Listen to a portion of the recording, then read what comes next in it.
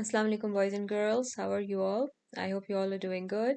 So, I'm back with another video about the amazing creations of Allah, and the creation that we're going to talk about today is very, very tiny, and it's the ants. So, let's get started. Bismillahir Rahmanir Rahim.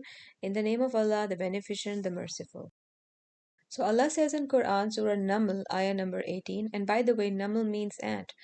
So Solomon or Suleiman alayhi salam was once on the move with them until when they reached a valley of ants, one of the ants said, "O ants, get into your holes, lest Solomon and his hosts crush you under their feet without even knowing."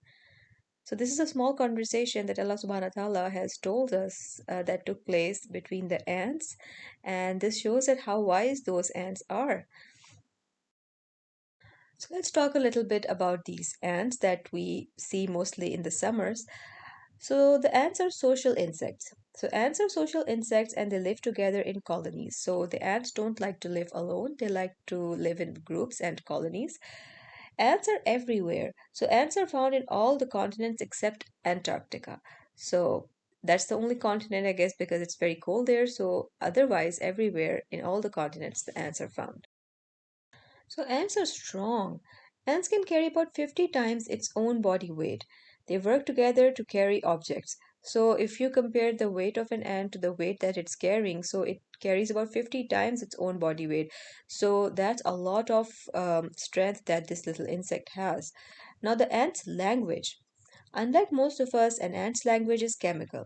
If an ant is crushed, then it secretes a specific chemical warning the other ants about danger. So, the way the ants communicate with each other is through different chemicals that it secretes at different times, which can be like a warning or it can be like, there's food here. So, like these kinds of chemicals. So, they don't actually speak, they secrete chemicals to communicate.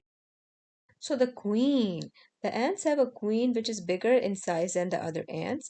It lays eggs and take care of the community. So it's like basically the central model in the ants community, the queen, and she's bigger than the other ants in size. And all she does is like she lays a lot of eggs and she takes care of her community. And then there are those soldier ants.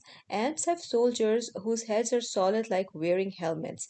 They protect the queen and fight enemies. So basically, they have like if you see a colony of ants somewhere like outside, you see that they're it's amazing, you guys, and I think that you should read a little bit more about how these ants make their space where they live, and it's just amazing.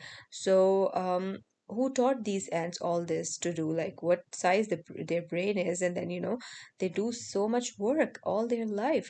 So there's so much to learn from these tiny insects for us.